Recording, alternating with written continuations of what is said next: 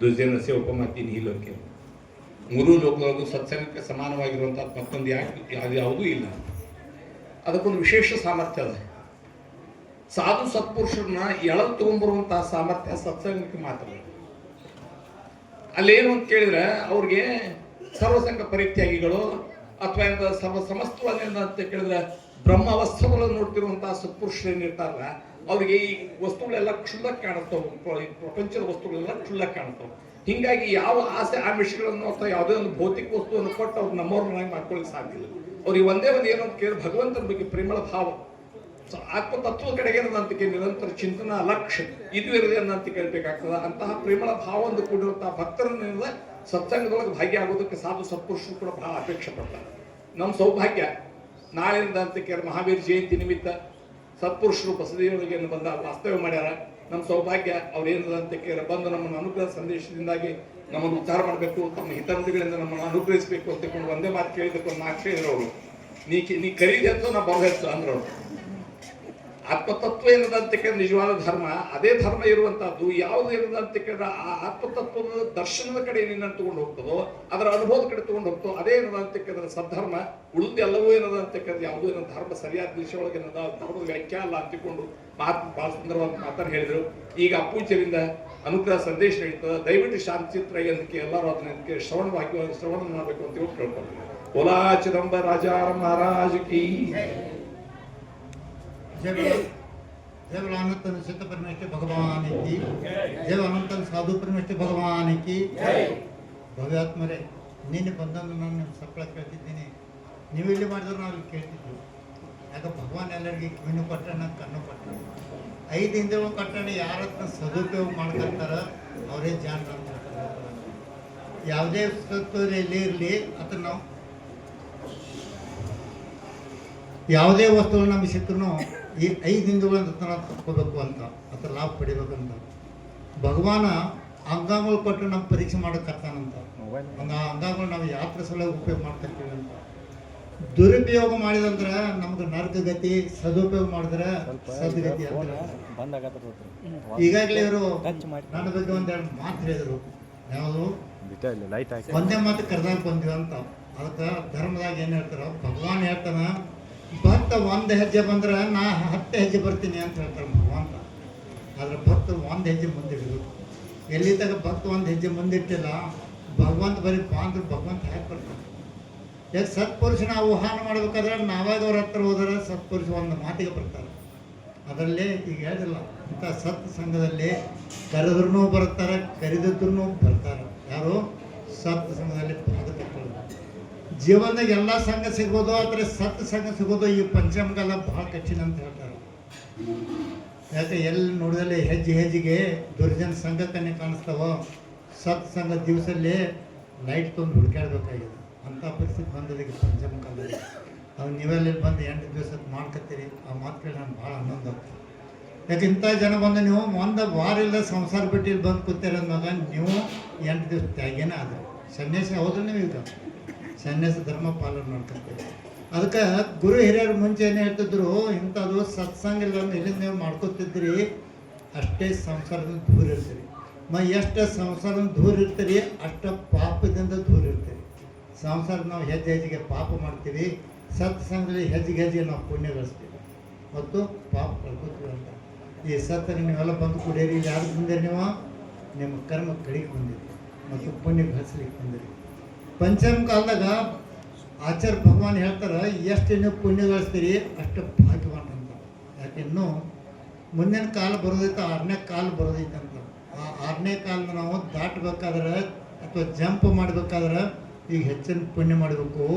6ನೇ ಕಾಲ ಮುಗಿದ್ಮೇಲೆ ಹುಟ್ಟಂತ ಪುಣ್ಯ ಮಾಡಬೇಕು, ಅದಕ್ಕೆ ಹೆಚ್ಚಿನ ಪುಣ್ಯ ಮಾಡಿ ಅಂತ ಹೇಳ್ತಾರೆ. ಹಾಗೆ ಪಂಚಮ ಕಾಲದಾಗ ಎಷ್ಟು ದುಃಖ ಉಣ್ಕತ್ತೀವಿ, ಈ ಥರ ಎಷ್ಟೋ ಪಟ್ಟಿದ್ರೆ 6ನೇ ಕಾಲದಾಗ ದುಃಖ ಉಣ್ಣೋದೈತಿ. ಅದನ್ನು ದಾಟ್ಬೇಕಾದ್ರೆ ಹೆಚ್ಚಿನ ಪುಣ್ಯ ಮಾಡಬೇಕು. ಅದಕ್ಕೆ ಜೀವನದಲ್ಲಿ ತಪ್ಪು ಮಾಡೋದು ಭಾಳ ಸುಲಭದ, ತಪ್ಪು ಮಾಡೋದು ಭಾಳ ಸುಲಭದ. ಮತ್ತು ತಪ್ಪದಿಂದ ಪ್ರಾಯಶ್ಚಿತ್ತ ಮಾಡಿ ಹೊಳ್ಳಿ ನಮ್ಮ ಜಾಗಕ್ಕೆ ಬರೋದು ಅಷ್ಟೇ ಕಠಿಣ. ಆದರೆ ಯಾರು ತಪ್ಪು ಮಾಡಿದ ತನ್ನಂತನ ಪ್ರಾಯಶ್ಚಿತ್ತ ಮಾಡ್ತಾನೆ ಅದೇ ಶ್ರೇಷ್ಠ ಜೀವಿ. ಸಂಸಾರದಲ್ಲಿ ಯಾವ ಪ್ರಕಾರ ಹೇಳ್ತೀವಿ, ನಡೆಯುವಾಗ ಎಡವಲೇಬೇಕು, ಎಡವಲ್ದೆ ನಡಿಲಿಕ್ಕೆ ಸಾಧ್ಯ ಇಲ್ಲ. ಅದೇ ಪ್ರಕಾರ ಸಂಸಾರ ಮಾಡಬೇಕಾದ್ರೆ ಸುಳ್ಳು ಮಾತಾಡಬೇಕು ಮತ್ತು ತಪ್ಪು ಮಾಡಲಿಕ್ಕೆ ಆಗ್ತದೆ, ಅಲ್ಲಿಂದ ಸಂಸಾರ ಆಗೋದಿಲ್ಲ. ಸತ್ಯ ಮಾಡಿದ್ರೆ ಸಂಸಾರ ಮಾಡ್ಲಿಕ್ಕೆ ಸಾಧ್ಯ ಇಲ್ಲ, ಅವ್ರ ತ್ಯಾಗಿನೇ ಆಗ್ಬೇಕಾಗ್ತದೆ, ಖರೆ ಮಾತಾಡಬೇಕು.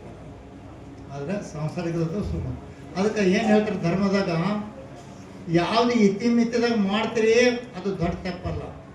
ಯಾವುದು ಇತಿಮಿತದಾಗ ಏನು ಮಾಡ್ತೀರಿ, ತಪ್ಪು ಲಿಮಿಟ್ದಾಗ ಆಗಿತ್ತಂದ್ರೆ ಅದು ತಪ್ಪು ನಾವು ಸರಿಪಡಿಸ್ಕೋಬೋದು. ಸುಳ್ಳು ಮಾತಾಡಿದ್ರೆ ಈ ಮಿತ್ಯದಾಗ ಅಂದರೆ ಲಿಮಿಟ್ದಾಗ ಸುಳ್ಳು ಮಾತಾಡಿದ್ವು ಅದನ್ನು ತಿದ್ಕೋಬೋದು. ಅದಕ್ಕೆ ಏನು ಹೇಳ್ತೀವಿ, ಸತ್ಯಕ್ಕೆ ಬಹಳ ಮಹತ್ವ ಐತಿ. ಅದಕ್ಕೆ ಹೇಳ್ತೀವಿ ರಾಜ ಹರಿಶ್ಚಂದ್ರ ಇನ್ನೊಂದಕ್ಕೆ ಹೆಸರು ಯಾಕೆ ತೋತೀವಿ, ನಾವು ಸತ್ಯ ಸಲ ಬದುಕಿದ ಅಂತ ಅವನ ಹೆಸರು ಇನ್ನೊಂದಾಗ ಅಜ್ಮಾರಾಗಿ ಉಳಿತು. ಇಲ್ಲ ಸುಳ್ಳು ಮಾತಾಡಿದ ಯಾರ ಹೆಸರು ಉಳಿತೇನೆ ಎಲ್ಲಿ ಉಳಿದಿಲ್ಲ. ಆದರೆ ಯಾವುದು ನಾವು ಹೆಸರು ಅಮರ ಕಾಯ್ಬೇಕಾಗ್ತೈತಿ, ಅದಕ್ಕೆ ಕಷ್ಟ ಭಾಳ ಉಣ್ಬೇಕಾಗ್ತೈತಿ. ಈ ಸನ್ಯಾಸಿ ಜನ ನಾವು ಪಾಲನೆ ಮಾಡ್ತೀವಿ, ಕಷ್ಟ ಉಂಟಾಗಿ ಇಲ್ಲಿ ಬರ್ತೀವಿ, ಅದಕ್ಕೆ ನಮ್ಮ ಕರೆದಲ್ಲಿ ಕುಣಿಸಿರ್ ನಾವು. ಯಾಕೆ ತ್ಯಾಗ ಮಾಡಿವೆ ಅಂತ. ಜೀವನದಾಗ ತ್ಯಾಗಕ್ಕೆ ಭಾಳ ಮಹತ್ವ ಐತಿ. ಎಷ್ಟು ತ್ಯಾಗ ಮಾಡ್ತೀರಿ ಅಷ್ಟು ಹಗರ ಆಗ್ತಾರೆ, ಎಷ್ಟು ಸಂಗ್ರಹ ಮಾಡ್ತಾರೆ ಅಷ್ಟು ವಜ್ಜೆ ಆಗ್ತಾರೆ. ಬಂದೇ ಸಂಸಾರದಾಗ ಬರುವಾಗ ಏನು ತರಲಿಲ್ಲ, ಹೋಗುವಾಗ ಏನು ಒಯ್ದಿಲ್ಲ. ಇದೆಲ್ಲ ಪ್ರತಿಯೊಬ್ಬರಿಗೆ ಗೊತ್ತೈತಿ. ಅದ್ರ ವಿಚಿತ್ರ ಏನೈತಿ, ಇದು ಗೊತ್ತಿದ್ದು ನಾವು ಮಾಡ್ತೀವಿ, ಎಂಥ ಸತ್ತು ಮೂರ್ಖರು ನಾವು ಅಂತ ಹೇಳ್ತೀವಿ. ಗೊತ್ತಿದ್ದು ಆಸ್ತಿಗಳೇ ಮಾಡ್ತೀವಿ, ನಂಗೆ ಬೇಕು, ನನ್ನ ಮಕ್ಳು ಬೇಕು, ನನ್ನ ಮಕ್ಕಳು ಬೇಕು.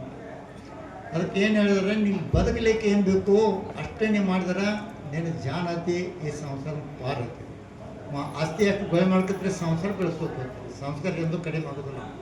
ಅದಕ್ಕೆ ಒಂದು ರೈತನ ಒಂದು ಸಣ್ಣ ಉದಾಹರಣೆ ಹೇಳ್ತೀನಿ. ಇಲ್ಲಿ ಬಂದೇವಂದ್ರೆ ನಾವು ಹೇಗೆ ಜೀವನ ಮಾಡ್ಬೇಕಂತ. ಒಬ್ಬ ರೈತ ಇರ್ತಾನ, ಒಂದು ಬೆಳೆ ಬೆಳೆದಿರ್ತಾನ, ವ್ಯಾಪಾರಸ್ಥಲ್ಲಿ ಸರಿಯಾಗಿ ರೇಟ್ ಕೊಡೋದಿಲ್ಲ. ಅದಕ್ಕೆ ಒಬ್ರು ಯಾರು ಹೇಳ್ತಾರೆ, ಮಗ ಇಲ್ಲಿ ಬೇಡಪ್ಪ ಬೆಂಗಳೂರಿಗೆ ಹೋಗು, ಭಾಳ ರೇಟ್ ಹೈ ಸಿಗ್ತಿಲ್ಲ ಅಂತ. ರೈತ ಅಂದು ಬೆಂಗಳೂರು ಸಿಟಿ ನೋಡಿದ್ದಿಲ್ಲ. ಆದ್ರೂ ಟ್ರಕ್ ಮಾಡ್ತಾನೆ, ಸಾಮಾನು ಧಾನ್ಯ ತೊಗೊಂಡು ಹೋಗಿ ಫುಟ್ಪಾತ್ ಮೇಲೆ ಚೀಲ ಹಚ್ಚಿ ಮಾರ್ಲಿಕ್ಕೆ ಶುರು ಮಾಡ್ತಾನೆ ಬೆಳಗಿನ ತಿಳ್ಕೊ. ವ್ಯಾಪಾರದಲ್ಲಿ ಮನುಷ್ಯ ಏನಿರ್ತಾನೆ, ತನ್ನ ಉದ್ದೇಶ ಏನೈತೆ ಅದು ತೆಗೋತಕ್ಕ ನೀರಿನ ಕಡೆ ಊಟ ಕಡೆ ಲಕ್ಷ ಇರೋದು ನಮ್ಗೆ. ಸಾಯಂಕಾಲ ತಗ ತಾನು ಧಾನ್ ಮಾರ್ಕೋತ ಹೋದ. ಸಾಯಂಕಾಲ ಆದ್ಕೊಳ್ಳಿ ಎಲ್ಲ ಧಾನ್ ಮಾರಿತು, ಹಳ್ಳ್ಯಾಗ ನಮ್ಮ ಕಡೆ ಪೀಸ್ ಇರೋದಿಲ್ಲ, ಚೀಲದಾಗೆಲ್ಲ ದುಡ್ಡು ಹಾಕದ, ಸ್ವಲ್ಪ ಬಗಲಾಗಿಟ್ಟ. ಅವಾಗ ನೆನಪು ಬರ್ತದ ಹಸಿವಾಗಿತ್ತಲ್ಲ ಅಂತ. ಅದಕ್ಕೆ ಒಬ್ಬ ದಾರಿ ಹೋಗೋಣ ಕೇಳ್ತಾನೆ, ಕಾಕ ಇಲ್ಲಿ ಊಟ ಎಲ್ಲಿ ಸಿಗ್ತೈತೆ ಅಂತ. ಒಂದು ದೊಡ್ಡ ಬಿಲ್ಡಿಂಗ್ ಹೇಳ್ತಾನೆ. ನಿಮ್ಗೆ ಆಶ್ಚರ್ಯ ಇಂಥ ದೊಡ್ಡ ಬಿಲ್ಡಿಂಗ್ ಊಟ ಕೊಡ್ತಾರಂತ. ಹೌದಪ್ಪ ಅಂತ. ಅಲ್ಲಿ ಹಾಗೆ ನೋಡಿ ಎಲ್ಲರೂ ಊಟ ಮಾಡ್ತಿರ್ತಾರೆ. ಇವನು ಹೋಗಿದ್ದ ಟೇಬಲ್ ಮ್ಯಾಗ ಕೂತ, ಅವು ವೇಟರ್ ಬಂದು ಗೇ ಪಾಟ್ ಹೇಳ್ಬಿಡ್ತಾನೆ ಬಡ ಬಡ. ಅವಾಗ ಹೇಳ್ತಾನೆ, ನೋಡಪ್ಪ ನಾ ಹೇಳ್ಯಾವ, ನೆಕ್ಸ್ಟ್ ಫಾಸ್ಟ್ ಹೇಳಿದ್ರೆ ನಂಗೆ ಗೊತ್ತಾಗೋದಿಲ್ಲ, ಸ್ವಲ್ಪ ಅವಕಾಶ ಹೇಳು. ಮತ್ತು ಪ್ರತಿಯೊಂದು ಪ್ಲೇಟ್ದ ರೇಟ್ ಹೇಳ್ಕೊತ ಹೋಗಂತ. ಅವ ಎಲ್ಲ ಹತ್ರ ಒಂದು ಪ್ಲೇಟ್ ರೇಟ್ ಹೇಳ್ಕೊತ ಹೋಗ್ತಾನ. ಹಾಗಾದ್ರೆ ಎರಡೆರಡು ಪ್ಲೇಟ್ನಾಗ ಕೊಟ್ಬಿಡು ಅಂತ ಕೇಳ್ತಾನೆ. ಅವ ವೇಟ್ರ್ ತಂದು ಪ್ರತಿಯೊಂದು ಎರಡೆರಡು ಪ್ಲೇಟ್ ತರ್ತಾನ. ಇವನು 2 ಪ್ಲೇಟ್ ಎಲ್ಲ ಹೇಗೆ ತಿಂತಾನ, ಆ ಪ್ಲೇಟ್ ಚಮಚೆ ತನ್ನ ಚಿಲ್ಲಾಗ ಹಾಕ್ತಿರ್ತಾನೆ. ಹಾಗೆ ಮುಗ್ದಾಗ ಬಂದು ಚಿಲ್ಲ ಹಾಕ್ತಿರ್ತಾನೆ. ವೇಟ್ರ್ ಬಂದು ಹೇಳ್ತಾನೆ, ಸಾವ್ಕಾರಿ ಇದೇನು ಮಾಡ್ತಿದ್ದೀರಂತ. ಯಾಕಪ್ಪ ಅಂತ. ತಿಂದ ಮೇಲೆ ಪ್ಲೇಟ್ ಒಯ್ಯೋಗಿಲ್ರಿ ಅಂತ. ಅಲ್ಲಪ್ಪ ಅದಕ್ಕೆ ನಾ ಕೇಳಿದ್ನಿ ಪ್ಲೇಟ್ ರೇಟ್ ಏನು ಅಂತ. ನೀವು ಪ್ಲೇಟ್ ರೇಟ್ ಒಂದು ಪ್ಲೇಟಿಗೆ ಇಷ್ಟು ಅಂತ ಹೇಳಿದ ಮಗ ಪ್ಲೇಟ್ ಸಂಗಟ್ ರೇಟ್ ಅಂತಲ್ಲ, ಅಥವಾ ವ್ಯವಹಾರ ಇಷ್ಟನ್ನ ಅಲ್ಲಾರ ಹಾಗಲ್ರಿ, ತಿನ್ನೋದೈತಿ ಪ್ಲೇಟ್ ಇಲ್ಲಿ ಬಿಟ್ಟು ಹೋಗೋದೈತಿ. ಹಂಗೆ ನಿಮಗೂ ಹೇಳ್ಕತ್ತೀನಿ, ಭಗವಾನ್ ಇಲ್ಲೆಲ್ಲ ಕೊಟ್ಟಾನ, ತಿನ್ನೋದೈತಿ ಭೂಮಿ ಆಸ್ತಿ ಪಾಸ್ತಿ ಮನೆ ಮಠ ಇಲ್ಲೇ ಬಿಟ್ಟು ಹೋಗೋದೈತಿ. ಇನ್ನು ತಗ ತೊಗೊಂಡು ಯಾರು ಹೋಗಿಲ್ಲ. ಅದಕ್ಕೆ ಹಳ್ಳಿಯ ಕತೆ ನಿಮ್ಗೆ ಹೇಳಿದ್ರಿ. ಇದಕ್ಕೆ ಹಂಗೆ ಬಂದೇವಿ, ಭೋಗಿಸೋದೈತಿ, ಭೋಗಿಸ್ಮಾಗ ಇಲ್ಲೇ ಬಿಟ್ಟು ಹೋಗೋದೈತಿ, ಯಾರೂ ತೊಗೊಂಡು ಹೋಗೋದಿಲ್ಲ. ಆದರೆ ಯಾವಾಗಲೇ ಬಂದ ಮಾಡಿ ನಮಗೆ ಸಿಕ್ಕೈತಿ ಭೋಗಿಸ್ಲಿಕ್ಕೆ ಉಪಭೋಗ ಮಾಡ್ಬೇಕಂತ ಹೇಳಿ ಶಾಸ್ತ್ರ. ಉಪಭೋಗ ಅಂದ್ರೆ ದಾನ ಧರ್ಮ ಸತ್ಕಾರ ಮಾಡಬೇಕು, ಬರೀ ತಿಂದು ಹೋಗೋದಲ್ಲ. ತಿನ್ಲಿಕ್ಕೆ ನಮಗೂ ಸಿಕ್ಕೈತಿ, ಒಂದು ದಾನ ಮಾಡಬೇಕು. ದಾನ ಅನ್ನೋದು ಭಾಳ ಪುಣ್ಯ, ಅಷ್ಟಿಷ್ಟು ಪುಣ್ಯ ಅಲ್ಲ. ಬಂದೇವಿಲ್ಲಿ ಬಂದ ಮೇಲೆ ನಾವು ಸ್ವಾರ್ಥ ಆಗಿರಬಾರ್ದು, ನಿಸ್ವಾರ್ಥ ಆಗಿರ್ಬೇಕು. ಆದರೆ ಹೆಚ್ಚಿನ ನಾವು ಸ್ವಾರ್ಥ ಆಗ್ತೈತಿ. ಊಟ ಮಾಡುವಾಗ ಕದ್ದು ಮುಚ್ಚಿ ಊಟ ಮಾಡ್ತೀವಿ, ಯಾರು ನೋಡ್ಯಾರಲ್ಲ ಅಂತ. ಅದ್ರ ಕಾಯಿಗೆ ಉದಾಹರಣೆ ಕೇಳಿ, ಕಾಯಿಗೆ ಒಂದು ತುತ್ತು ಸಿಗ್ತದೆ, ತನ್ನ ಬಳಗ ಕರಿತೀವಿ. ಅದು ಗೊತ್ತೈತಿ, ಒಂದು ತುತ್ತು ಬಿದ್ದೈತಿ, ಇದೆ ಎಲ್ಲರೂ ಹೊಟ್ಟೆ ತುಂಬುದಿಲ್ಲ, ನಂದು ಹೊಟ್ಟೆ ತುಂಬುದಿಲ್ಲ, ಅದು ತನ್ನ ಕರ್ತವ್ಯ ಮರಿದಿಲ್ಲ. ಅದು ಮಾನವ್ರು ಕಾಯಿಗೆ ನಾವು ಪಾಠ ಕಲಿಸಿದ್ರೆ ನಾವು ಎಚ್ಚರಿಕಿಲ್ಲ, ನಾವು ನಮ್ಮ ಮಂದಿಲೇ ನಾವು ಮೋಸ ಮಾಡಿ ತಿಂತಿರ್ತೀವಿ, ಇನ್ನೋರು ಬಂದ್ರೆ ಪಾಠ ತಗೋತಾರಲ್ಲ ಅಂತ. ಇದು ನಮ್ಮ ಮಾನವರಲ್ಲ, ಇದು ದೈತರ ಕೆಲಸ. ಮಾನವ ಕೆಲಸ ಐತಿ, ಹಂಚಿ ತಿನ್ನಬೇಕು ಅನ್ನೋದು ಮಾನವ ಧರ್ಮ ಐತಿ, ಅದ್ರ ಕದ್ದು ಮುಚ್ಚಿ ತಿನ್ನೋದಲ್ಲ. ಆದ್ರೆ ನಾವು ಮಾಡ್ಕೊತೀವಿ ಆಗ್ತೀರಿ ಅಂತ. ಹಾಗೆ ಜೀವನದಲ್ಲೇ ನಾವು ತಾಯಿ ಗರ್ಭದಿಂದ ಬರುವಾಗ ಮಾನವರಿಗೆ ಹುಟ್ಟಿ ಬಂದೇವೆ ಹೊರತಾಗಿ ದಾನವರಾಗಿ ಯಾರು ಹುಟ್ಟಿ ಬಂದಿಲ್ಲ. ಅದಿಲ್ಲಿ ಬಂದ್ಮೇಲೆ ನಾವು ದಾನವ ಕ್ರಿಯೆ ಮಾಡ್ಕೊತೀವಿ. ಅದಕ್ಕೆ ಹೋದ್ರೆ ನಾವು ವಿಶೇಷ ಒಂದು ಮಾತು ಹೇಳ್ತಿರ್ತೀನಿ, ತಾಯಿ ಗರ್ಭದಿಂದ ಬರುವಾಗ ಹೇಗೆ ನಾವು ಬಂದೆವು ಮಾನವರಾಗಿ, ಕನಿಷ್ಠ ಸಾಯೋರಾಗಿರೋ ಮಾನವರಾಗಿ ಸಾಯೋಣ. ಮಾನವರಿಗೆ ಸತ್ತು ಅಂದ್ರೆ ಮತ್ತೆ ಮಾನವರಿಗೆ ಹುಟ್ಟಿಗೆ ಸಾಧ್ಯ ಐತಿ. ಯಾವ ಬೀಜ ಭೂಮಿಯಾಗ ಬಿತ್ತೀವಿ ಆ ಬೀಜ ಮೊಳಕೆ ಅದ ಹೊಡಿತೀವಿ, ಹೊರತಾಗಿ ಬೇರೆ ಹೊಡಿಯೋದಿಲ್ಲ. ಹಂಗೆ ನಾವು ಮಾನವರಾಗಿ ಸತ್ತು ಅಂದ್ರೆ ಮಾನವರಿಗೆ ಹುಟ್ಟಿಗೆ ಸಾಧ್ಯ ಐತಿ. ಆದರೆ ದೈತ್ಯರಾಗಿ ನಾವು ಸತ್ಯ ಅಂದ್ರೆ ನಾವು ನರಕ ಕಾಣಬೇಕಾಗ್ತೈತಿ, ಬೇರೆ ದಾರಿ ಇಲ್ಲ. ಅದಕ್ಕಂತ ಏನಾದರೂ ಆಗೋ ಮೊದಲು ನೀವು ಮಾನವನಾಗು ಅಂತ ಅದಕ್ಕೆ ಹೇಳ್ತಾರೆ. ನಾವು ಬಿಡಿ, ನೀ ಇಂಜಿನಿಯರ್ ಆಗೋ, ಡಾಕ್ಟರ್ ಆಗೋ, ಏನೇ ಆಗೋ, ನೀವು ಮೊದಲು ಮಾನವ ಆಗೋದು ಉಳಿದ ವಿದ್ಯೆ ತಗೊಂಡು ಮತ್ತೆ. ಅದಕ್ಕೆ ವಿದ್ಯೆ ವಿನಯನೇ ಸಂಪತ್ತಿ ಅಂತ ಹೇಳಿದ್ರು. ಎಲ್ಲಿ ತಕ್ಕ ನಮ್ಮಲ್ಲಿ ವಿನಯ ಇಲ್ಲ, ವಿದ್ಯೆ ಸೌಮಾನ ಬರುವುದಿಲ್ಲ. ಆಗ ದಾನದೊಂದು ಸಣ್ಣ ನಿಮ್ಗೆ ಉದಾಹರಣೆ ಹೇಳ್ತೀನಿ ಕತೆ ರೂಪದಿಂದ. ಯಾಕೆ ಜನರಿಗೆ ಒಂದು ಕತೆ ಹೇಳ್ತಾನೆ, ಭಾಳ ಹೋಗ ಅರ್ಥ ಆಗ್ತೈತಿ, ಶಾಸ್ತ್ರ ಹೇಳಿದ್ರೆ ಅಷ್ಟು ಬೇಗ ಅರ್ಥ ಆಗೋದಿಲ್ಲ. ಮತ್ತು ರೈತರಿಂದ ಕತೆ ಬರ್ತೈತಿ. ಒಬ್ಬ ರೈತ ಮುಂಚಿನ ದಿವಸದಾಗ 3 ಗಂಟೆಗೆ ನಸಿನ ಎಲ್ಲ ಹೊಡಿಗೆ ಹೋಗ್ತಿದ್ರು ಹೊಲಕ್ಕೆ. ಅವ್ರ ತಾಯಿಂದ್ರೆಲ್ಲ 1 ಗಂಟೆಗೆ ಎದ್ದವರಿಗೆ ನ್ಯಾಯಕ್ಕೆ ರೊಟ್ಟಿ ಮಾಡಿ ಕೊಡ್ತಿದ್ರು. ಹಂಗೆ ಅವತ್ತು ರೈತ ಹೋಗುವಾಗ ಬೆಳಗ್ಗೆ ಎದ್ದಿರ್ತಾನ, ತಾಯಿ ರೊಟ್ಟಿ ಬಡಿತಿದ್ದಾಳ. ತಾಯಿಗೆ ಹೇಳ್ತಾನ, ಅವ ಇವತ್ತು 2 ಬುತ್ತಿ ಕಟ್ಟು ಅಂತ. ತಾಯಿ ಒಬ್ಬ ಹೊಂಟಾನೆ 2 ಬುತ್ತಿ ಹಾಕೋ ದಿವಸ 1 ಬುತ್ತಿ ಕಟ್ತೀನಿ, 2 ಬುತ್ತಿ ಹಾಕಿ ಹಾಕತ್ತೀನಿ ಅವನಂತ. ಆದರೂ ಅಂಕಳ ಯಾರು ಬರ್ತಿರ್ಬೇಕು ಒಂದು ಗೆಳೆ ಆಗಿರ್ತವ ಅಂತ ತಾಯಿ 2 ಬುತ್ತಿ ಕಟ್ತಾರೆ. ಅವ್ರ ಮನೆಗೆ ಆ ದಿವಸ ಒಬ್ಬ ಕಳು ಬಂದಿರ್ತಾನ ತುಡುಗು ಮಾಡಲಿಕ್ಕೆ. ಇವ್ರು 1 ಗಂಟೆಗೆ ಎದ್ದು ಕೂತಾರ, ಕಳು ಮಾಡ್ಲಿಕ್ಕೆ ಆಗಲಿಲ್ಲ. ಆದ್ರೂ ತಲೆ ಏನು ವಿಚಾರ ಮಾಡಿದವ, ಇವ್ರು ರೈತ ಹೊಂಟಾನ, ಒಬ್ಬ 2 ಬುತ್ತಿ ಕಟ್ಕತ್ತಾನ, ಈ ಥರ ವಿಚಾರ ಮಾಡ್ಬೇಕಂತ ರೈತನು ಕೂಡ ಹೊಲಕ್ಕೆ ಹೋದ. ರೈತ 9 ಗಂಟೆ ತನಕ ನೆಗಲ ಹೊಡೆದು ಎದ್ಕೊಳ್ ಪಿಚ್ಚೆ ನ್ಯಾರೆ ಮಾಡಿ ಕೈ ತೊಗೊಂಡು ಕುಂತಾನ. ಅವಾಗ ಇವ್ ಹೋಗಿ ಕೇಳ್ತಾನೆ, ಕಳುವ ಅಣ್ಣ ನೀನು ಒಂದು ಪ್ರಶ್ನೆ ಕೇಳ್ಬೇಕಾಗಿತ್ತಂತ. ಪ್ರಶ್ನೆ ಆಮೇಲೆ ಕೇಳಪ್ಪ, ನ್ಯಾರೆ ಹೇಳೈತಿ, ಕೈ ತೊಳ್ಕ ನೀನು ಊಟ ಮಾಡಿ, ಆಮೇಲೆ ಪ್ರಶ್ನೆ ಕೇಳಿ ನಾವು ಉತ್ತರ ಹೇಳ್ತೀನಿ ಅಂತ. ಇದು ರೈತನ ಧರ್ಮ, ಒಬ್ಬ ಇಂತ ಊಟ ಮಾಡೋದಿಲ್ಲ. ಅವನು ಕೈ ತೊಳ್ದು ಮತ್ತೆ ಗೊತ್ತಾಗ ತಾವೊಂದು ಬುತ್ತಿ ತೋತಾನ, ಒಂದು ಬುತ್ತಿ ಬಂದಾಗ ಅವಕ್ಕೆ ಕಳು ಕೊಡ್ತಾನೆ. ಇಬ್ಬರು ಕೂಡ ಊಟ ಮಾಡ್ತಾರೆ. ಊಟ ನೀರು ಕುಡಿದಾಗ ಕಳು ಕೇಳ್ತಾನ, ಅಣ್ಣ ಈಗಲೂ ಉತ್ತರ ಹೇಳಂತ. ಯಾರು ಏನು ಪ್ರಶ್ನಪ್ಪ ಅಂತ. ನೀ ಒಬ್ಬ ಬಂದು 2 ಬುತ್ತಿ ಹಾಕ್ತ ಕೊಡು ಮಂದಿ ಅಂತ. ನೋಡಪ್ಪ, 1 ಬುತ್ತಿ ಏನು ನಾವು ಊಟ ಮಾಡಿ ನಾಳೆ ಬೆಳಿಗ್ಗೆ ಅದು ಏನಾಗ್ತೈತಿ, ಮಣ್ಣು ಆಗ್ತೈತಿ, ಹೌದಲ್ರಿ? ನಾವು ಹುಟ್ಟಿದ್ದು ನಾಳೆ ಬೆಳಿಗ್ಗೆ ಏನಾಗ್ತೈತಿ, ಮಣ್ಣು ಆಗ್ತೈತಿ. 1 ಬುತ್ತಿ ನಿನಗೇನು ಕೊಟ್ಟು ಮುಂದಿನ ಭಾಗ ನಂಗೆ ಗಂಟಾಗ್ತದೆ, ಪುಣ್ಯದ ಗಂಟಾಗ್ತದೆ. ಅದಕ್ಕಂತ ದಾನ ಮಾಡಿದಷ್ಟು ಮಹತ್ವ ಐತಿ. ಅದಕ್ಕೆ ನಾವು ದಾನ ಮಾಡೋದು ಮೊದಲು ರೈತ ಬುತ್ತಿ ತೊಗೊಂಡೋದ್ರೆ ತಾನು ಹೊಲದಲ್ಲಿ ಊಟ ಮಾಡಬೇಕಾದ್ರೆ ಒಂದು ತುತ್ತು ತೆಗೆದಿರ್ತಿದ್ದ. ಯಾಕೆ ಈ ಭೂಮಿ ತಾಯಿ ನಾನು ಕೊಟ್ಟಳನ್ನ ಮೊದಲು ಅಕ್ಕಿ ಕೊಡಬೇಕು, ಪ್ರಸಾದ ನಾವು ತಗೋಬೇಕು. ಅದು ನೀವು ಇಲ್ಲಿ ಬಂದಿರಿ ದಿವಸ ನಿಮ್ಮಲ್ಲಿ ಪದ್ಧತಿ ಐತಿ, ಯಾವುದೋ ಪ್ರಸಾದ ಊಟ ಅನ್ನೋದಿಲ್ಲ. ಊಟ ಅಂತ ನೀವು ಅಂದರೆ ಊಟ ಎಲ್ಲರಿಗೆ ಸಾಲೋದಲ್ಲ, ಸ್ವಲ್ಪ ಯಾರ್ಯಾರು ಕಡಿಮೆ ಬೀಳ್ತೈತಿ. ಪ್ರಸಾದ ತೊಗೊಂಡ್ರೆ ಎಲ್ಲಿ ಕಡಿಮೆ ಬೀಳೋದಿಲ್ಲ. ಪ್ರಸಾದ ಯಾವಾಗ ಹೆಚ್ಚು ಹಾಕೋದು ಹೋಗ್ತೀವಿ. ಅದಕ್ಕೆ ನಿಮ್ಮ ಧರ್ಮದ ಪ್ರಸಾದ ಆತನ ಅಂತ ಕೇಳ್ತೀನಿ. ಇದೇ ಕಾರಣ. ಯಾಕೆ ಪ್ರಸಾದಕ್ಕೆ ಅಷ್ಟು ಮಹತ್ವ ಐತಿ, ಊಟಕ್ಕೆ ಅಷ್ಟು ಮಹತ್ವ ಐತಿ. ಹಾಗೆ ಜೀವನದಲ್ಲಿ ನಾವು ಕಲ್ಕೋತ ಹೋದೆ ಅಂದ್ರೆ ನಾವೇನಾಗ್ಲಿಕ್ಕೆ ಸಾಧ್ಯ ಐತಿ, ಮಾನವರಾಗ್ಲಿಕ್ಕೆ ಸಾಧ್ಯ ಐತಿ. ಮತ್ತು ಜೀವನ ಮಾಡೋದಕ್ಕೆ ಕಲಾ ಇವಾಗ ಜೀವನದಾಗ ಇದ್ದು ಜಯಿಸ್ಬೇಕಂತ ಹೇಳ್ತಾರೆ. ಆದ್ರೆ ನಾವು ಇದ್ದು ಜಯಿಸ್ಕತ್ತಿಲ್ಲ, ಈಸ್ಕೋಗಿ ಮುನ್ಕತ್ತೀವಿ. ಈ ಪಾಪಿ ಸಂಸಾರವನ್ನು ಸಮುದ್ರದ, ಈ ಪಾಪಿ ಅಂತ ಸಮುದ್ರ ಪಾರ್ಬೇಕಾದ್ರೆ ಭಗವಾನ್ ನಮ್ಮ ಮುಂದೆ ನಾವು ಕೊಟ್ಟಾನ. ಧರ್ಮ ಅನ್ನೋದು ನಾವು ಕೊಟ್ಟಾನ, ಗುರು ಅನ್ನೋದು ಅಂಬಿಗೆನ ಕೊಟ್ಟಾನ. ಅವ್ರ ಸಹಾಯ ತಗೊಂಡು ನಾವು ಈ ಪಾಪಿ ಸಂಸಾರ ಸಮುದ್ರ ಪಾರಾಗ್ಲಿಕ್ಕೆ ಸಾಧ್ಯ ಐತಿ. ಅಥವಾ ಸದುಪಯೋಗ ತಗೊಳ್ದೈತಿ. ಅದಕ್ಕೆ ಏನಾದ್ರು ಒಮ್ಮೆ ಏನಾಗ್ತಂತ ಹಿಂಗೆ ಪ್ರವಚನ ಜನ ಬಂದಿದ್ರು. ಸಾಯಂಕಾಲ ಕತ್ತಾತು ಹೊಳಿದಾಟಿ ಬಂದಿರ್ತಾರ. ಪ್ರವಚನ ಕೇಳ್ಕೊಂಡು ಭಾಳ ಆನಂದ, ಭಾಳ ಚಂದ ಪ್ರವಚನ ಕೇಳಿದ್ವಿ ಅಂತ ನಕ್ಕೋತ್ ಮಾಡ್ಕೊಂಡು ಹೊಳಿಗೆ ದಂಡಿಗೆ ಬರ್ತಾರ. ಅಂಬಿಗೆ ಇರಲಿಲ್ಲ, ಇವರ ನಾವು ತೊಗೊಂಬಂದಿರ್ತಾರೆ. ಕತ್ಲೆ ಆಗಿರ್ತೈತಿ ಅಲ್ಲ, ನಾವನ್ಯಾಕೆ ಕುಂತಾರ. ಒಬ್ಬ ಚುಕ್ಕನ್ ಹಿಡ್ತಾನೆ, ಒಬ್ಬ ಕಟ್ಟಿಗೆ ನಾವ ದುಡಿಸ್ತಿರ್ತಾನೆ, ಹುಟ್ಟು ಹಾಕ್ರಪ್ಪ ಅಂತ ಹುಟ್ಟು ಹಾಕ್ತಿರ್ತಾರೆ ಎಲ್ಲರೂ. ಹಾಕಿದ್ರು ಇನ್ನೊಂದು ದಂಡಿ ಬರಲಿಲ್ಲ, ಬೆಳಕಾತು. ಅವಂತಾರೆ ಏನಪ್ಪ ಹುಟ್ಟು ಹಾಕಿದ್ವು, ಇನ್ನು ನಾವು ದಂಡಿಗೆ ಮುಟ್ಟಿಲ್ಲ ಅಂತ ಅವ ಬೆಳಕ ನೋಡು, ನಾವು ಹಗ್ಗನೇ ಬಿಚ್ಚಿಲ್ಲ ಅಂತ ಅದಕ್ಕೆ ನಾವು ಅಳಿಗಾಡಿಲ್ಲ. ಹಂಗೆ ನಾವು ಸಂಸಾರ ಬಿಡ್ಬೇಕಂತೀವಿ, ಸಂಸಾರ ಒಂದು ಹಗ್ಗನ ಬಿಸ್ಕಾಗ್ಬೇಕು. ಪ್ರಯತ್ನ ಅಂತೂ ಮಾಡೇ ಮಾಡ್ಕತ್ತೀವಿ, ಹುಟ್ಟು ಹಾಕತ್ತೀವಿ, ಅದ್ರ ಸಂಸಾರ ಅನ್ನೋದು ಹಗ್ಗನ ಬಿಚ್ಚಿಲ್ಲ. ಅದಕ್ಕೆ ಎಲ್ಲಿ ತಕ್ಕ ಹಗ್ಗ ಬಿಚ್ಚೋದಿಲ್ಲ, ಅಲ್ಲಿ ಸಂಸಾರ ಪಾರ ಹಾಕ್ಲಿಕ್ಕೆ ಸಾಧ್ಯ. ಏನೇ ನಾವು ಮಾಡಿದ್ರು ಮೊದಲೇನೈತಿ ಸಂಸಾರದಿಂದ ಮೋಹ ಕಣ್ಣು ಮಾಡ್ಕೊತ ಹೋಗ್ಬೇಕು. ಅದಕ್ಕೆ ನಾವು ಶಾಸ್ತ್ರ ಹೇಳ್ತೀವಿ 8 ಕರ್ಮ ಅದಾವ, 4 ಘಾತಿ ಕರ್ಮ, 4 ಅಘಾತಿ ಕರ್ಮ ಅಂತ ಹೇಳಿ ಭೇದ ಮಾಡ್ತಾರೆ. ನಮ್ಮನ್ನ ಘಾತಿ ಮಾಡೋಂಥ ಕರ್ಮಗಳು ಯಾವುದು? ದರ್ಶನಾವಳಿ ಕರ್ಮ, ಜ್ಞಾನಾವಳಿ ಕರ್ಮ, ಮೋಹಿನಿ ಕರ್ಮ ಮತ್ತು ಅಂತರಾಯ ಕರ್ಮ. ಎಲ್ಲಿ ತಗ ದರ್ಶನಾವಳಿ ಕರ್ಮ ಐತಿ ಅಲ್ಲಿ ತಕ್ಕ ಭಗವಾನ್ ದರ್ಶನ ಮಾಡು ಬಿಡುದಿಲ್ಲ, ಅದು ಅಡತಡೆಗೆ ಹಾಕತೈತಿ.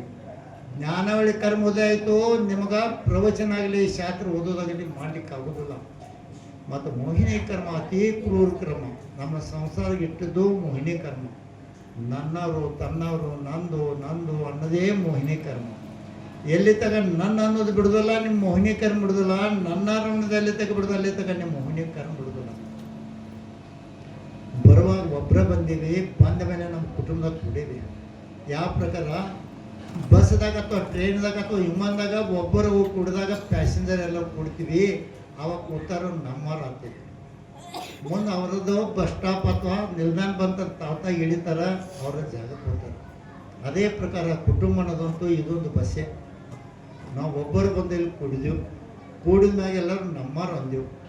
ಹೋಗುವಾಗ ದುಃಖ ಮಾಡ್ತೀವಿ, ಕೆಲವು ದಿವಸ ಅದು ಮರ್ತು ಬಿಡ್ತೀವಿ. ಯಾಕೆ ಇದೇ ಸಂಸಾರ, ಈ ಸಂಸಾರ. ಅದಕ್ಕೆ ನಾವು ದುಃಖಿದ್ದೇವೆ ಸಂಸಾರ. ಯಾದ್ರಿಂದ ಇಷ್ಟ ಮತ್ತು ಅನಿಷ್ಟಗಳಿಂದ.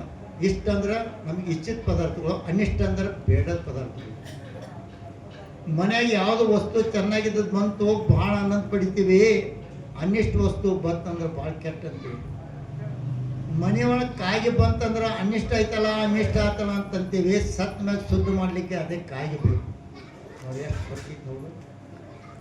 ಒಳ್ಳೇದು ಮಾಡಲಿಕ್ಕೆ ಕಾಗಿ ಬೇಕು. ಮನೆಯಾಗ ಬಂದ್ರೆ ಮಾತ್ರ ಅನಿಷ್ಟ ಅಂತೀವಿ. ಎಂತ ಅನ್ನೋದ ಮೂಢನಂಬಿಕೆ. ಹೌದು, ಅದು ಒಂದು ಪಕ್ಷ.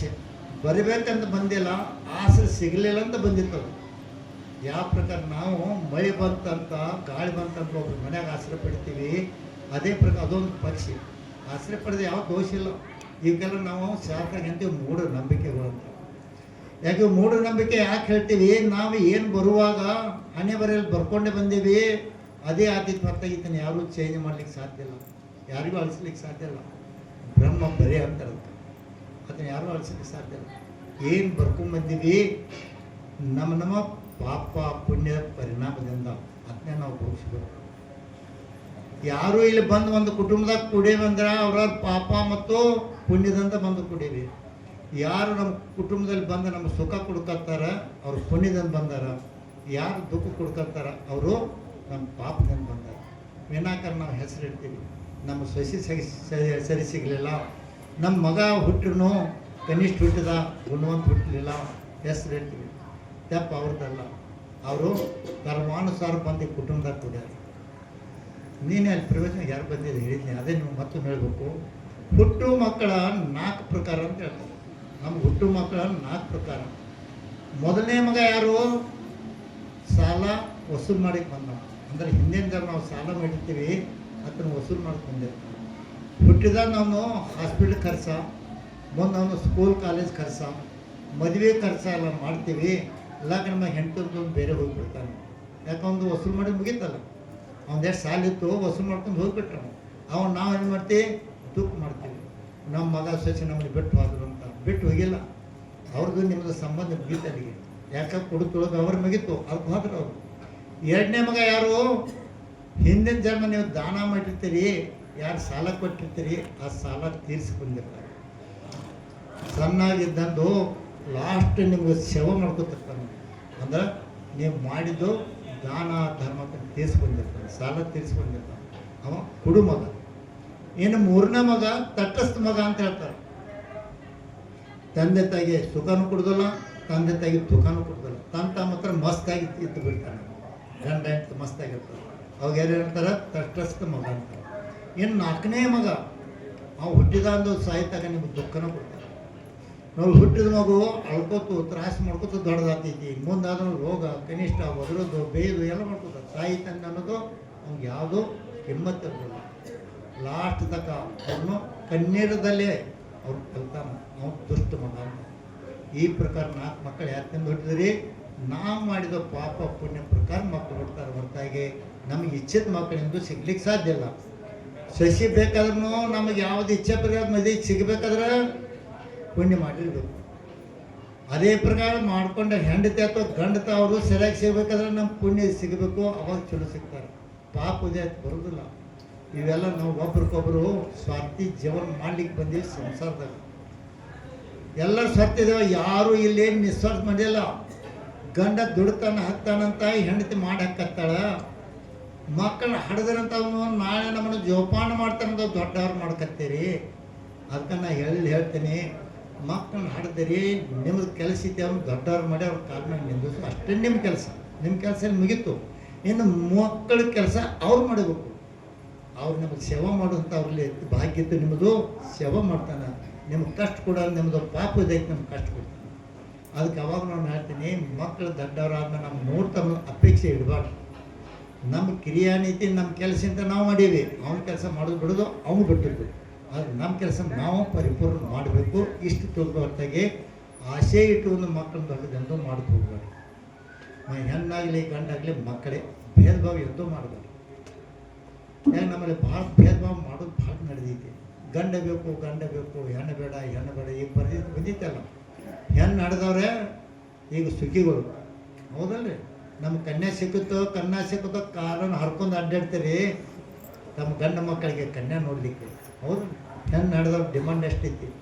ಒಂದು ಶಿವ ಪಾರ್ವತಿ ಸಂವಾದ ಒಂದು ಕತೆ ಬರ್ತೈತಿ.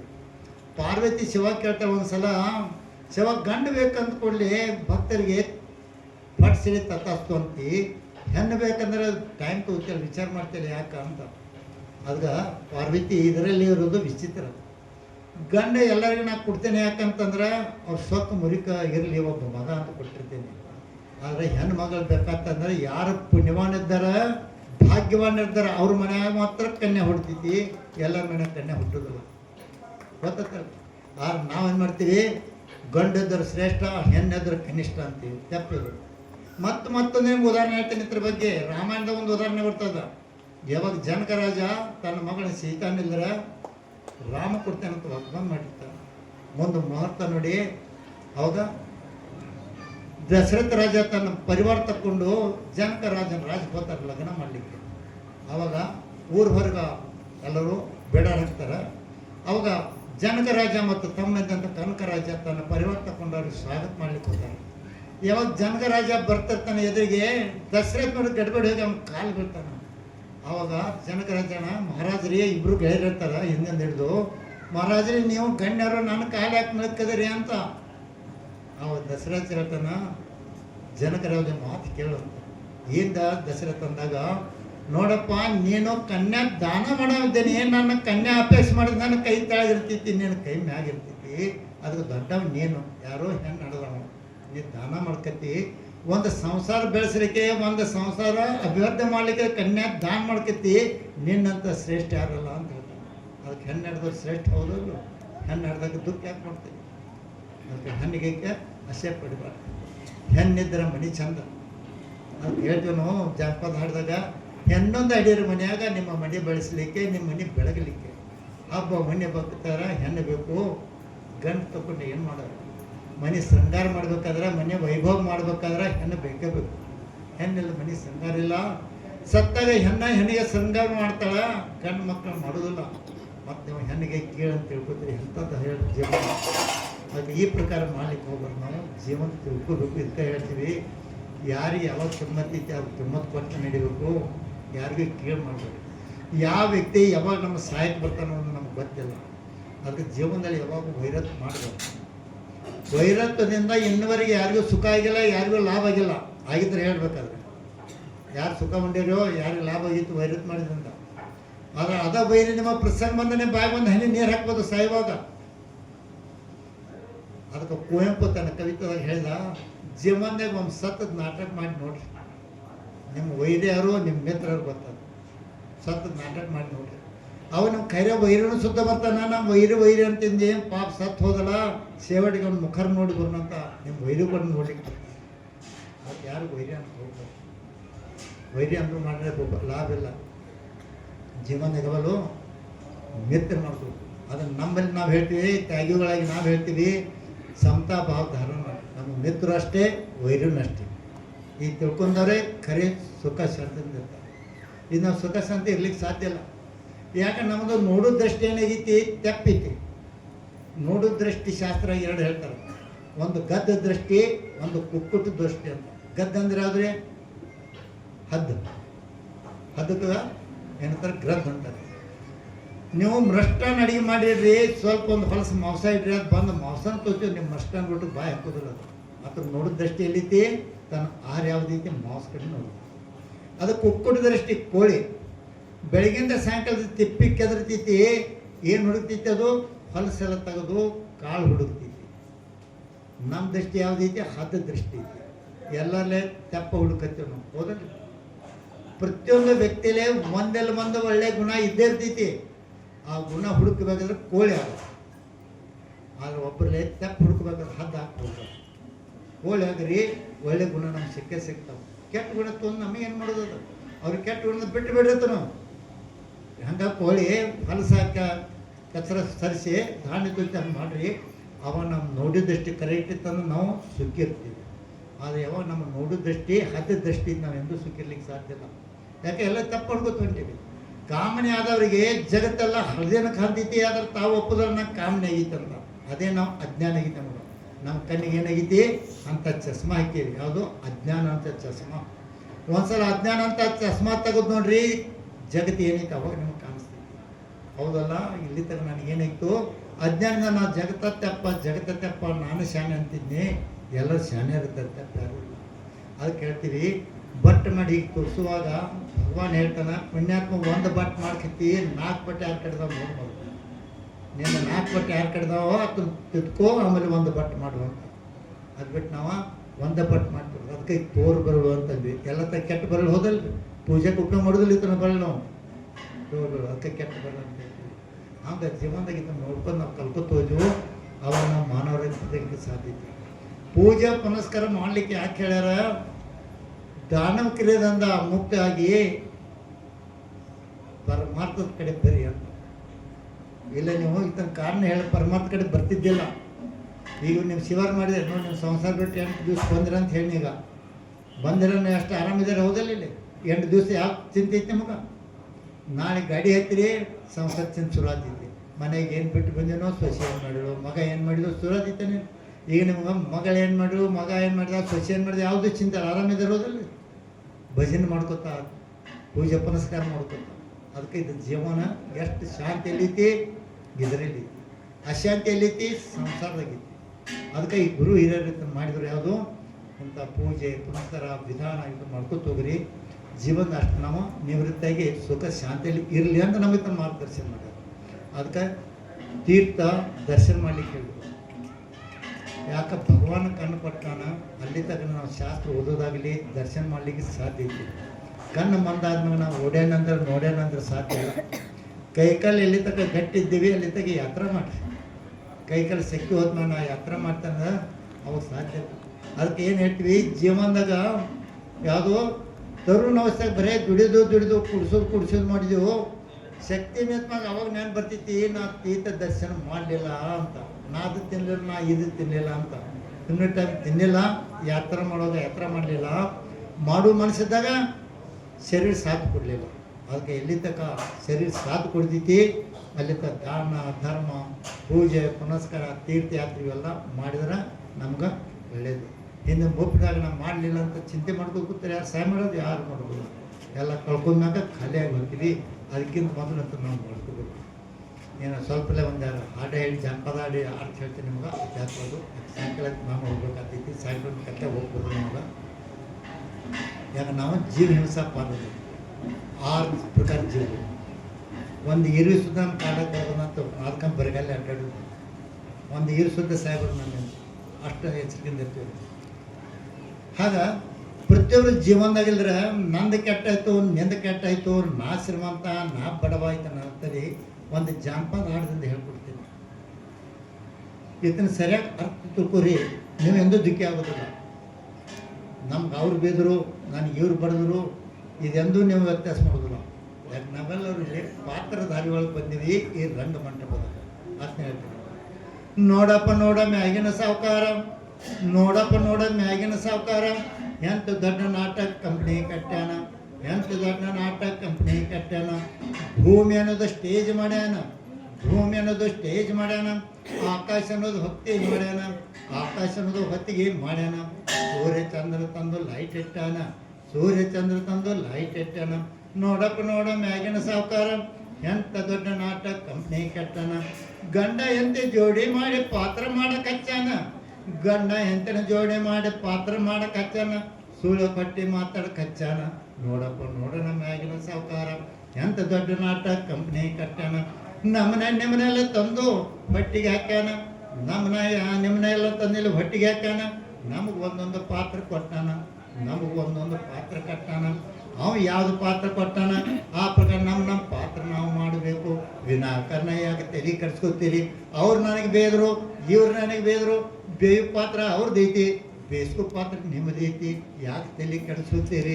ನನ್ನ ಗಂಡ ಬಡದ, ನನ್ನ ಅಣ್ಣ ಬಡದ, ನನ್ನ ತಂಗಿ ಬಡದ ಅಂತ ಯಾಕೆ ತಲೆ ಕೆಡಿಸಿದ್ರಿ? ಬಡಿ ಪಾತ್ರ ಅವ್ರದ್ದೈತಿ, ಬಡಿಸ್ಕೋ ಪಾತ್ರ ನಿಮ್ಮದೈತಿ. ನೋಡಪ್ಪ ನೋಡ ಮ್ಯಾಗಿನ ಸಾವುಕಾರ, ಎಂತ ದೊಡ್ಡ ನಾಟಕ ಕಂಪ್ನಿ ಕಟ್ಟಾನ. ಇನ್ನು ತಕ ನಾಟಕ ಮಾಲಕನ ಯಾರೂ ನೋಡಿಲ್ಲ, ಇನ್ನು ತಗ ನಾಟಕ ಕಂಪ್ನಿ ಮಾಲಕನ ಯಾರೂ ನೋಡಿಲ್ಲ. ನಾಟಕ ಕಂಪ್ನಿ ಮಾತ್ರ ನಡೆದೈತೆ ಅವನ ಹೆಸರು ಮ್ಯಾಗ, ನಾಟಕ ಕಂಪ್ನಿ ಮಾತ್ರ ನಡೆದೈತೆ ಅವನ ಹೆಸರು ಮ್ಯಾಗ. ನೋಡಪ್ಪ ನೋಡ ಮ್ಯಾಗಿನ ಸಾವುಕಾರ, ಎಂತ ದೊಡ್ಡ ನಾಟಕ ಕಂಪ್ನಿ ಕಟ್ಟಾನ. ನಾಟಕ ಪಾತ್ರ ಮಾಡೋದೈತಿ. ಯಾವಾಗ ಮ್ಯಾಲಿನ ಸಾವುಕಾರ ಅಂತಾನ ಒನ್ಸ್ ಮೋರ್ ಅಂತಾನ ನಮಗೆ ದೊಡ್ಡ ಪಾತ್ರ ಕೊಡ್ತಾನ. ಗೆಟ್ಟ ಅಂದ್ರೆ ಮತ್ತೆ ನಾವು ಕೆಳಗೆ ಹೋಗ್ಬೇಕಾತಿ, ನಮ್ಮ ಪಾತ್ರ ಕೊಡೋದಿಲ್ಲ. ಅದಕ್ಕೆ ನಮ್ಮ ಪಾತ್ರ ಸರಿಯಾಗಿ ಮಾಡೋದೈತಿ. ಒಂದ್ಸಲ ನಮ್ಮ ಮುಖಕ್ಕೆ ಬಣ್ಣ ಹಾಕಿ ತೊಳ್ಕೊಳ್ಳೋದೈತಿ, ಹೊಂಟು ಹೋಗೋದೈತಿ. ನಮ್ಮ ಪಾತ್ರ ಸರಿಯಾಗಿ ಮಾಡೋದೈತಿ. ಅದಕ್ಕೆ ಜೀವನದಾಗ ಅವ್ರು ದೊಡ್ಡವ್ರು ಇವ್ರು ದೊಡ್ಡ, ಅವ್ರು ನಮ್ಮ ಕೆಟ್ಟವ್ರು ಇರ್ತಂದ್ರೆ ಎಲ್ಲಿ ಗೌರ್ಮೆಂಟ್ ಇಲ್ಲ ಕಾಯ್ದೆ ಮಾಡಿತಾನೆ ಬೇದ್ರ ಬೆಗಳ ತೋರಿ ಅಂತ. ಯಾವ ರಾಜ್ಯ ಸರ್ಕಾರ ಕೇಂದ್ರ ಸರ್ಕಾರ ಏನು ಕಾನೂನು ಮಾಡಿದ್ರೆ ಬೇದ್ರ ಬೆಗಳ ತೋರಿ ಅಂತ. ಯಾರು ಬೇದ್ರ ಹೇಳ್ರಿ? ನಾವು ಬೇಗಳ ತೊಳೆದು ಬಂದ್ ಮಾಡೀವಿ. ಏನು ಹೇಳ್ಬೇಕು? ನಾವು ಬೇಗಳ ತೊಳೆದು ಬಂದ್ ಮಾಡೀವಿ. ಆ ಬೇಗ ಎಲ್ಲಿ ಹೋಗ್ತಾವ್ರಿ? ನೀವು ಬೇಗ ನೀವು ತೊಗೊಳ ಬೇಗ ಎಲ್ಲಿ ಹೋಗ್ತಾವ? ಕಲ್ಲಿನ ಗಾಡಿಗೆ ಹಳ್ಳಿ ಹೊಡೆದ್ರೆ ಎಲ್ಲಿ ಹೋಗ್ತಿದ್ರಿ? ಅದು ನಿಮ್ಗೆ ಬರ್ತಿತ್ತು ಹೋದ್ರಿ. ನೀವು ಬೇಗ ತೊಗೊಳ ಯಾರು ಬೇದ್ರೆ ಅವ್ರಿಗೆ ಹೋದ್ರೆ ಅದಕ್ಕೆ ಯಾಕೆ ತಿಳ್ಕೊತೀರಿ? ಅದಕ್ಕೆ ಸಂಸಾರ ನಾವು ಬರೀ ಇತ್ತರಿಂದ ನಾವು ದುಃಖಿ ಹಾಕಿರ್ತೀವಿ. ನಮಗೆ ಅವ್ರು ಕೆಟ್ಟದ್ರು, ನಮ್ಗೆ ಇವ್ರು ಕೆಟ್ಟದ್ರು, ನಾವು ಬೇದ್ರು, ಅವ್ರು ಬಡಿದ್ರು, ಈಗ ಕೆಟ್ಟ ಹಾಕತ್ತೀವಿ. ನಮ್ಮ ಪಾತ್ರ ಮಾಡೋಣ, ಶಾಂತಂದಿರೋಣ. ಎಲ್ಲರ ಜೀವನ ಮಾಡಲಿಕ್ಕೆ ಬಂದೀವಿ. ಇದನ್ನು ಶಾಂತದಿಂದ ಹೆಂಗೆ ಬಂದೀವಿ ಹಂಗೆ ಹೋಗೋದೈತಿ. ಇನ್ನು ಲಾಸ್ಟ್ ಒಂದು ಮಾತು ಹೇಳ್ತೀನಿ. ತಾಯಿ ಗರ್ಭದಿಂದ ಬರುವಾಗ ನಾವು ಶರೀರ ಮತ್ತು ಶ್ವಾಸ ಇಷ್ಟೇ ತೊಗೊಂಬಂದಿವಿ, ಹೆಸರು ತೊಗೊಂಬಂದಿಲ್ಲ. ಯಾರು ಹೆಸರು ತೊಗೊಂಬಂದಿರೇನು?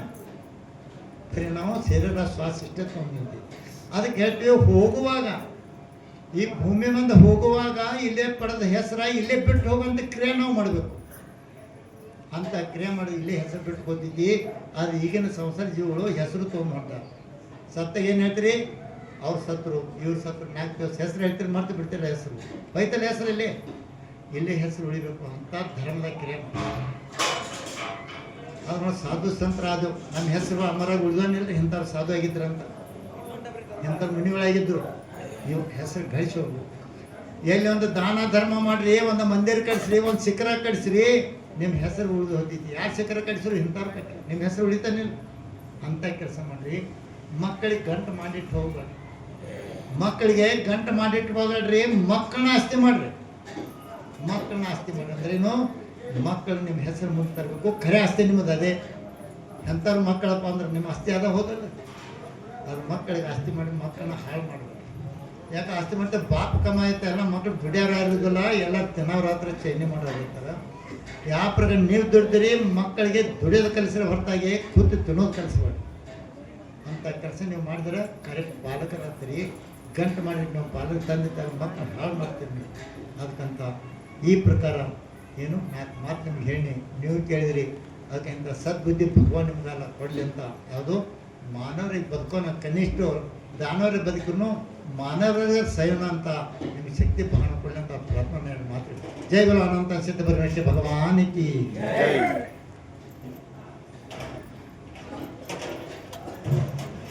ಇಲ್ಲಿಯವರೆಗೂ ಅಮೃತತುಲ್ಯವಾಗಿರುವಂಥ ತಮ್ಮ ಹಿತ ನುಡಿಗಳಿಂದ ನಮ್ಮನ್ನು ಅನುಗ್ರಹಿಸಿರುವಂಥ ಪೂಜ್ಯರಿಗೆ ವೈಯಕ್ತಿಕವಾಗಿ ತಮ್ಮೆಲ್ಲರ ವತಿಯಿಂದ ಉತ್ಸವ ಸಮಿತಿ ವತಿಯಿಂದ ದೀರ್ಘದಂಡ ಪ್ರಣಾಮಗಳೊಂದಿಗೆ ಗೌರವವನ್ನು ಸಮರ್ಪಣೆ ಮಾಡೋಣ. ಸದ್ಗುರುನಾಥ್ ಮಹಾರಾಜ್ ಕಿ ಎಲ್ಲರಿಗೆ ಶ್ರದ್ಧೆ ಬರುತ್ತೆ ಶ್ರದ್ಧೆ ಬರುತ್ತೆ.